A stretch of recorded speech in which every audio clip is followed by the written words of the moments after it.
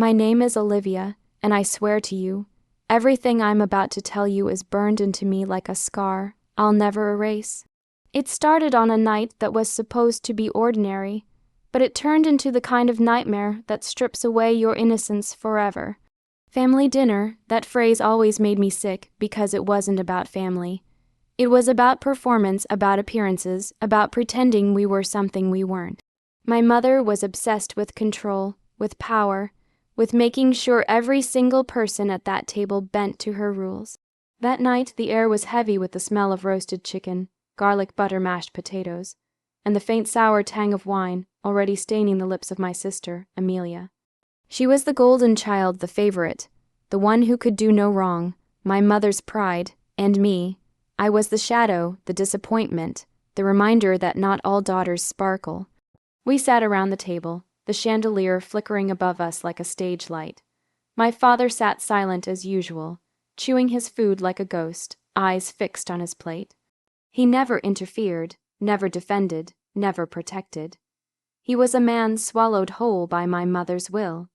"Olivia," my mother said, her voice sharp and cold, "pour your sister another glass of wine." I froze. The bottle sat near my elbow, condensation beating down the glass. I could feel Amelia's eyes on me, smug, waiting. She loved this game, she thrived on watching me submit, but something inside me hardened. Maybe it was the weeks of her insults, the constant belittling, the way my mother praised her for existing while cutting me down for breathing. Maybe it was just that I was tired of being their servant, their punching bag. "No," I said, my voice steady, but my hands trembling under the table. The room went still, even my father stopped chewing. Amelia let out a mocking laugh, tossing her hair over her shoulder like she was in some cheap drama.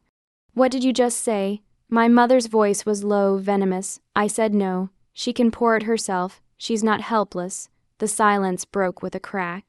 My mother's hand shot out, grabbed the ceramic bowl of green beans, and before I could react, before I could even breathe, she hurled it at my face. The impact was like fire and ice. The edge of the bowl slammed against my cheekbone, shattering into jagged pieces. Pain exploded through my skull, warm blood mixing with butter and beans sliding down my skin. I gasped, my vision blurring, the taste of copper flooding my mouth. Amelia shrieked, not out of horror but laughter. "Oh my God, Mom, you actually hit her." And my father didn't move. He didn't say a word, he just lowered his head and kept eating. Something inside me cracked that night, deeper than bone. I excused myself from the table, clutching my face, blood dripping between my fingers. I stumbled to the bathroom, locked the door, and stared at myself in the mirror. A red gash split my cheek. My eye was already swelling. My reflection looked like a stranger, someone I didn't know anymore. I should have felt broken, but what I felt was rage, pure burning volcanic rage. In that moment, I swore I would never forgive them. Not my mother, not my sister, not even my father. They thought I was weak. They thought I was disposable. But they had no idea what I was capable of. I didn't confront them that night. I cleaned myself up, pressed an ice pack to my face, and returned to the table in silence. My mother smirked, satisfied she had put me back in my place. Amelia clinked her glass against hers like they were toasting their victory. But in my heart, I was already planning. The next few weeks, I pretended. I smiled when my mother insulted me. I fetched things for Amelia like a good little servant. I played the part of the obedient daughter, all the while storing every detail, every weakness, every weapon I could use. Revenge isn't about rage in the moment. It's about patience. It's about precision. I knew their patterns. My mother always drank 2 glasses of wine, then switched to tea before bed. My sister bragged endlessly online about her parties, her new clothes, her perfect life. And my father, he hid in his study every night with his books, never looking up, never interfering. I studied them like prey, and then I struck. It started small, subtle. I replaced Amelia's face cream with plain lotion mixed with a little vinegar. Within a week, her perfect skin broke out in angry red patches. She screamed at her reflection, sobbing into the phone about how her life was ruined. My mother comforted her, of course, blaming stress and hormones. I said nothing. Then came the wine. I slipped just a touch of salt into the bottles when no one was looking. Not enough to be obvious, but enough to sour the taste. My mother thought it was the brand, complaining to the store. I sat there quietly, sipping water, biting back a smile. But the final act, the true revenge, came on another family dinner night. The table was set the same as before. The chandelier glowed above us. The chicken roasted in the oven, and the bottle of wine sat waiting. I had prepared it carefully, a simple switch. My mother's bottle, her precious vintage, was now filled with something else entirely, something that looked the same, but carried a taste she would never forget. I had mixed it with vinegar and just enough crushed pepper to scorch the throat. Not lethal, not dangerous, but humiliating. "Olivia," my mother said, smirking, "pour your sister a glass." I picked up the bottle, my hand steady this time. I filled Amelia's glass first, then my mother's.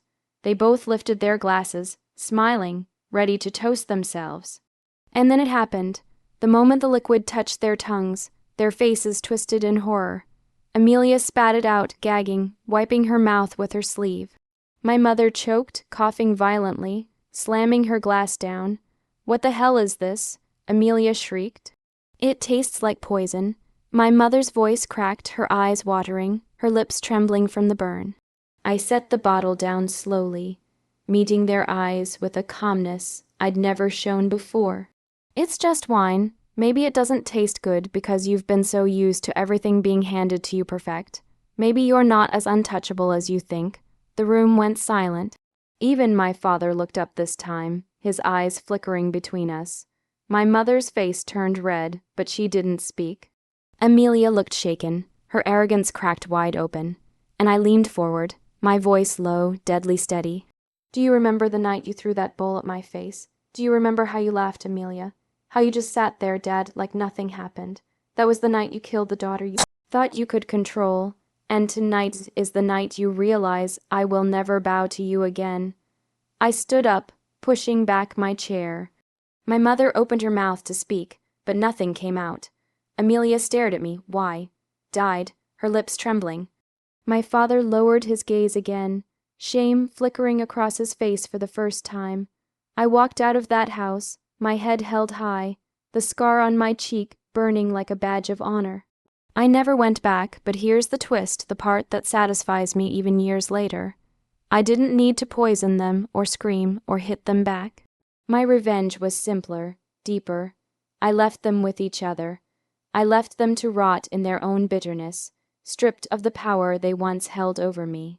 Because the greatest revenge is freedom, and I took mine that night, forever.